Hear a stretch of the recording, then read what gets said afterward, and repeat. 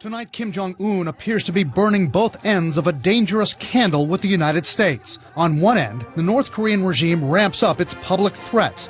North Korea's foreign minister telling a Russian state news agency that President Trump, in his recent UN speech, quote, lit the wick of war against us.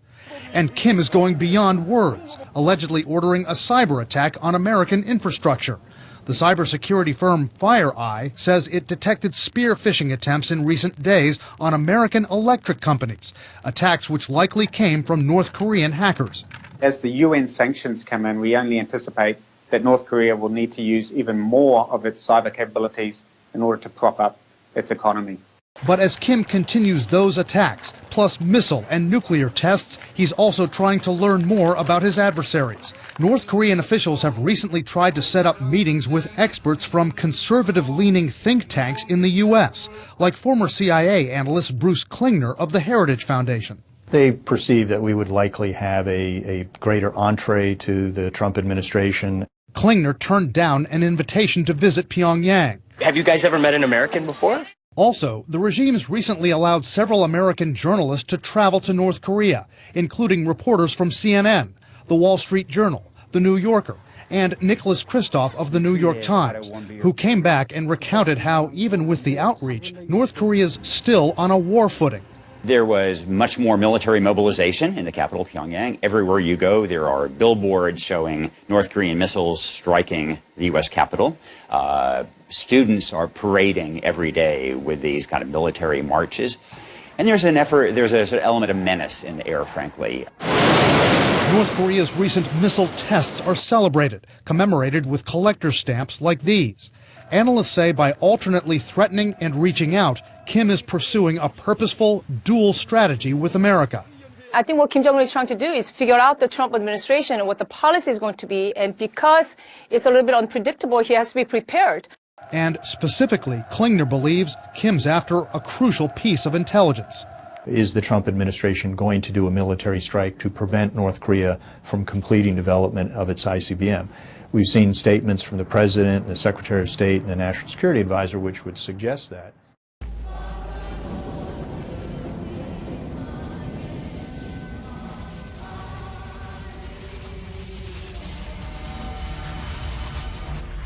Well, fortunately, Jake, President Trump and President Xi have probably one of the closest relationships the president has with the head of state. As you're aware, they've had two major face-to-face meetings, the summit in Mar-a-Lago, a very comprehensive bilateral in Hamburg.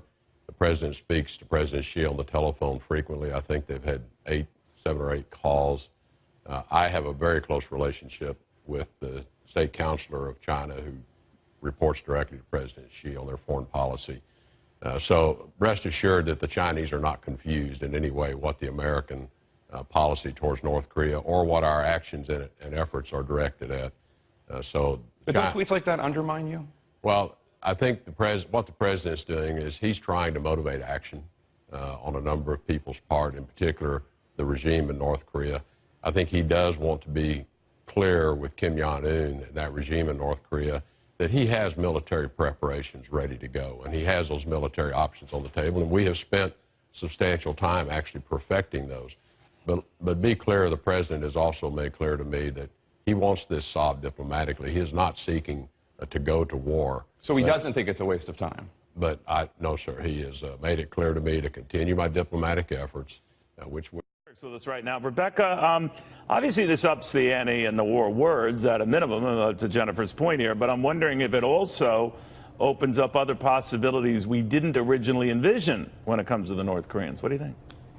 Well, you know, as the United States has become more dependent on the electrical grid, this is what Americans use for our phones, for our computers, for emergency responders, our financial system. We've become incredibly reliant on the electrical grid, and that's why you see countries like North Korea who have set their sights on that and understand that this is a very vulnerable target. The Trump administration has worked to sort of elevate this threat. That's why they've turned the Cyber Command into a unified combatant command. That's the good news. So, yes, there is the president's rhetoric, but there is actual tangible actions being taken to try to make the United States better defended against it. So all of that's good. But again, we still have great vulnerabilities. The North Koreans understand that this is a vulnerability of the United States, so we should expect they're going to continue to try to target it. Rebecca, I didn't know the degree to which they're pretty sophisticated, this stuff, that is the North Koreans. You always look at them as this backward country, their missile technology notwithstanding. But do they have the wherewithal to do the stuff that we fear here? You know, we have this tendency to underestimate the enemy, but we shouldn't, because you have to understand what the regime is up to. They want to hold the United States truly at risk, and so they're looking at these sort of cost-effective ways to do it by missiles and now through cyber attacks. We've seen that the North Koreans have also considered the electromagnetic pulse method, the EMP attack. You know, it's launching a nuclear weapon and detonating it high up in the atmosphere, and that can also fry the electrical grid. So they're looking at different ways. One thing I would recommend, too, is there is this EMP commission that was communicating to Congress and the government about how industry can collaborate with the government to better protect the electrical grid. That has expired. That's something that, you know, that the U.S. government can sort of reestablish again, because we got to get ahead of this thing. The North Koreans are working to hold the United States at risk. We have to be creative. And, you know, again, we have to continue this diplomatic effort that we're pursuing, but we have to be as creative, if not more creative, than what the enemy is, because they really are working hard to hold the United States at risk. Rebecca, always good having you on. Thank you very much. Rebecca Heinrichs.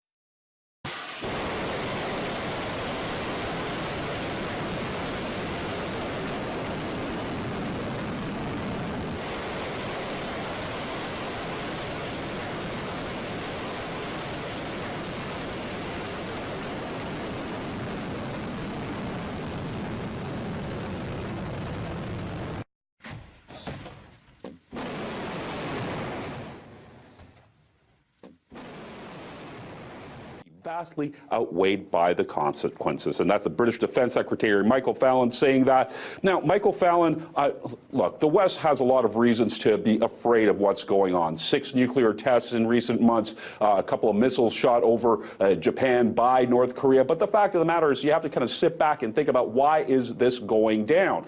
Kim Jong-il is not a stupid man. Or Kim Jong-un, I should say. He's not a stupid man. He's looking at the situation where he saw somebody like Gaddafi go down, somebody like Saddam Hussein go down, because they didn't have deterrence. So he's trying to protect his own regime with this type of weaponry, and he's asking to negotiate. He's telling President Trump, let's talk about you guys sending all these weapons and doing these drills over in South Korea. So that's one big thing. And one thing that Mr. Fallon does not address is that China is the factor here, not the Brits, not the U.S. China is the country that's dealing most closely with North Korea. China has put up some stringent sanctions against North Korea. China can get the job done. And for some reason now, the Brits are saber-rattling as well. We also know that Mr. Fallon, though, recently has asked for more money for defense, so that could all be playing a part of this in this as well. As it sits with the Ministry of Defense in Britain, they're saying they would like to see a peaceful resolution and a diplomatic resolution to all this.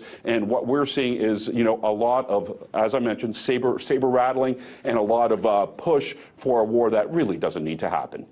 Iraq War veteran and Republican Congressman Ron DeSantis of the great state of Florida. Congressman DeSantis chairs the National Security Subcommittee and sits on the House Foreign Affairs Committee.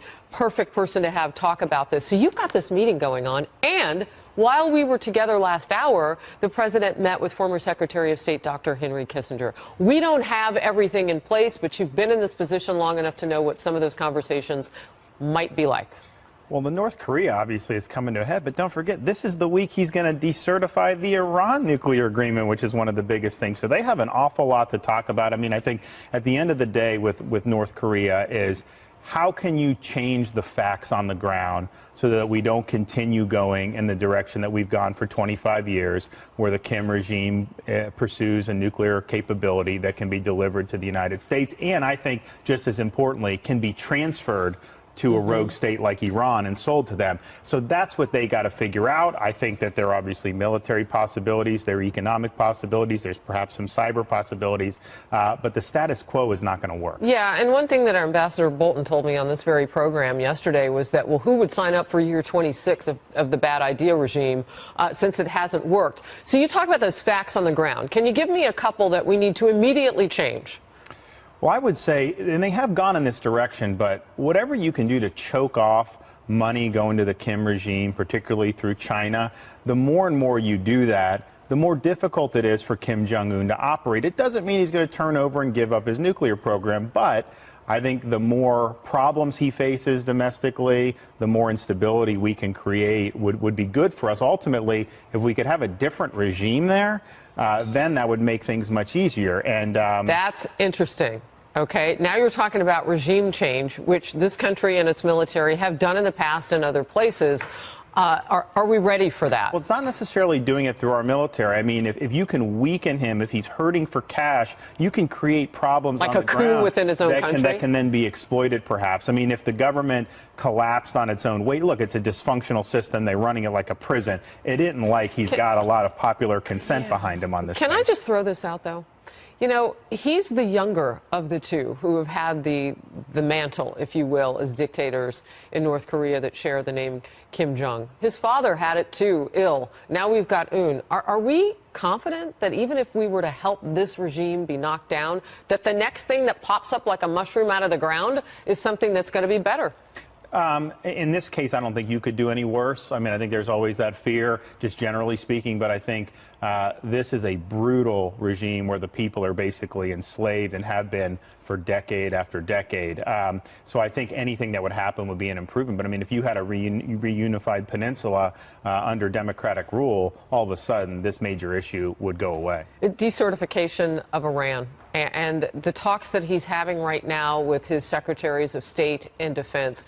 Where do you think this president is? What are we going to hear on Thursday? I think he will decertify it, because in order to certify it, he has to certify two things. One, that Iran's in compliance, which I think is hard to do because they've exceeded heavy water stocks, they've exceeded a number of advanced centrifuges, but you also have to... In its nuclear program, not to mention the missiles that they've been firing. Exactly. But you also have to certify that it's in the vital national security interests of the United States. And he said it's one of the worst deals ever. I don't think it's in the vital national security interests of the United States. I think it's undermining our interests. So I don't think he can do the certification again. But the question is then what do we do next to try to put Iran back in the box? I love having you here because I can ask you questions that I know in the Foreign Affairs Committee and others on the Hill have to be talked about, and that is with regard to those side deals. Do you feel like you got the whole story? Never. We never got the side deals. You remember the Corker-Cardin?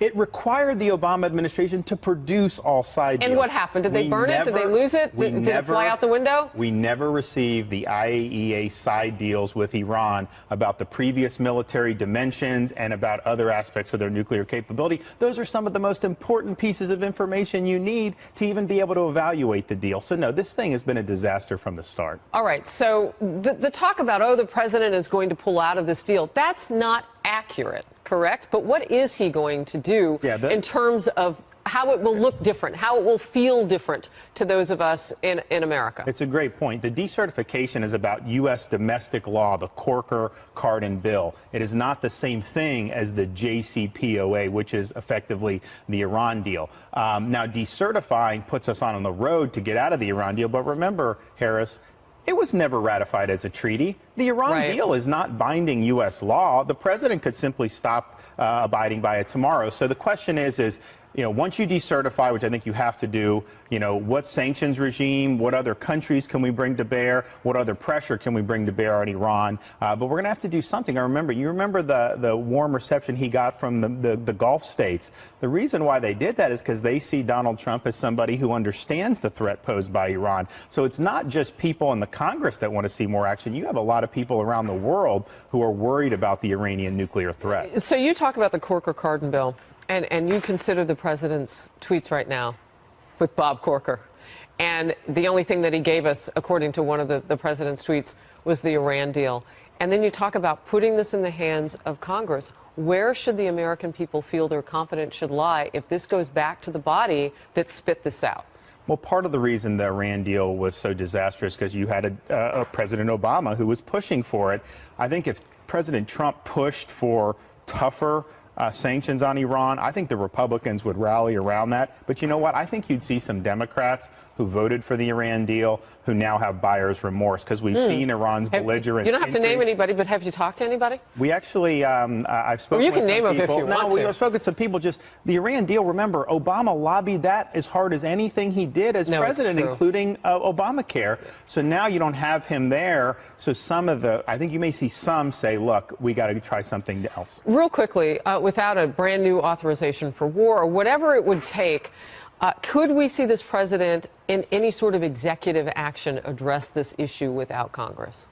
There are things he can do without Congress as commander-in-chief, for sure. But I think ultimately, if you want to have a real significant sanction regime, that would have to be approved by the Congress. And we should do that. It's something that's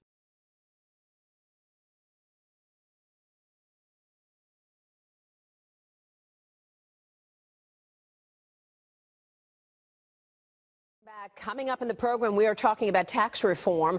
We will sit down with the Treasury Secretary, Steven Mnuchin, coming up this morning. So stay with us as we get an update on where the administration is in their tax package coming up. Steven Mnuchin will join me live. First, though, President Trump says he is ready to pull the U.S. out of the Iran nuclear deal if Congress fails to renegotiate this agreement. Former Connecticut Senator Joe Lieberman and chairman of United Against Nuclear Iran has always been against this deal, and he joins me now. Senator, it's good to see you.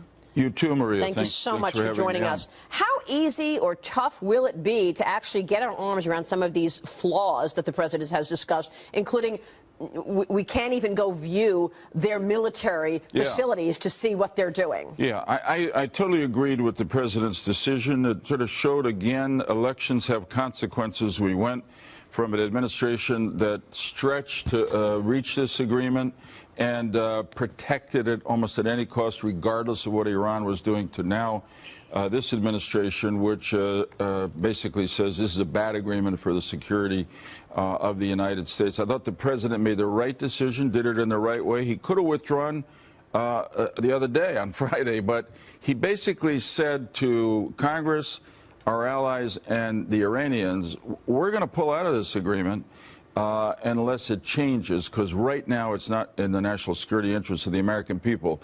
Is it going to be hard to change it in Congress? It will. But honestly, what can be done and what should be done shouldn't be that hard. One, we're asking the Iranians to essentially agree not to develop nuclear weapons. That was the whole purpose of the sanctions, and the deal only puts a pause, puts the brakes on, and says in 8 or 10 years you can start doing things that will allow you to build nuclear weapons again. The supreme leader in Iran says that he doesn't want to build nuclear weapons anyway. Okay, let's make that happen. Second, how can you have an agreement that you have any trust in on something this important if you can't really inspect anywhere, anytime, particularly the military sites where they would be cheating if they were cheating? And this Iranian regime has had a bad record of cheating an awful lot on international agreements. The Prime Minister, Netanyahu, a moment ago would not go into intelligence that he may or may, have right now in terms of Iran potentially working with North Korea. Do you believe these two are working together in terms of a nuclear program? Well, we know enough on the public record to know they are. The extent to which Iran and North Korea are working together is the only question. In other words, it's not whether they're working together, it's how much they're working together. I mean, we know that the top leaders of the Iranian nuclear weapons program were in North Korea when North Korea did some of its first testing of nuclear weapons. We know that North Korean designs for intercontinental ballistic missiles have been reflected in the intercontinental ballistic missiles that Iran has sent up. So there's cooperation there. The worst nightmare, and I don't have any evidence, but I'm going to mention it. The worst nightmare is that Iran has outsourced its nuclear program to North Korea while it's on the surface observing technically this agreement. But Really there's a lot to be suspicious about. You know, everybody, or not everybody, a lot of people laughed at former President Bush when he talked about the axis of evil. I think it's pretty clear that today North Korea and Iran are an alliance of evil, and it's aimed at the United States of America. Yeah, that's why I bring it up. You're right. The axis of evil is sort of in my head from so many years ago because it's feeling like it is happening again. Absolutely. Let me ask you about the Revolutionary Guard. Treasury Secretary Steven Mnuchin has a big job right now to understand what he can do in terms of the Revolutionary Guard. How important is it to put sanctions against the Revolutionary Guard? Talk to us about who they are and what they control in Iran. Okay, this is one of the really important things that President Trump did on Friday. I mean, Friday was an important day. Some people said, oh, he kicked it over to Congress. No. He took what had been statements before, made it official American policy, and said, fix this or I'm going to withdraw. And he has an absolute right, in my opinion, as Commander-in-Chief to withdraw from the Iran nuclear agreement. Because it's not even an agreement. It wasn't a contract both parties signed. It wasn't a treaty that Congress, the Senate ratified. It was sort of simultaneous diplomatic promises. IRGC started out as a private military force created by the Iranian Revolution because it didn't trust the army. It has grown into a massive military force with tens of thousands of troops in Syria, killing Syrians, in Yemen and Iraq, killing Yemenis and Iraqis, and it also essentially is the dominant force in the Iranian economy. So if our Treasury Secretary can sanction the IRGC, it's going to hurt the Iranians economically. It's going to dissuade a lot of global companies from going back and doing business in Iran. Incidentally, President Trump's announcement on Friday, one immediate effect, a lot of companies who were thinking about going into Iran are going to hold back because the risk of doing so now is much higher. Yeah, I think you make great points. We're going to speak with the Treasury Secretary coming up this morning to talk about that. And by the way, just to put a cap on this, I was really interested in hearing Prime Minister Netanyahu say that France is interested in relooking at all of these things, because we also have to remember the other 5 players here. But so far, we've heard from France, apparently, that it's interested in also taking a second look here. Senator, it's good to see you. Thank you for your leadership. Thank you, Maria.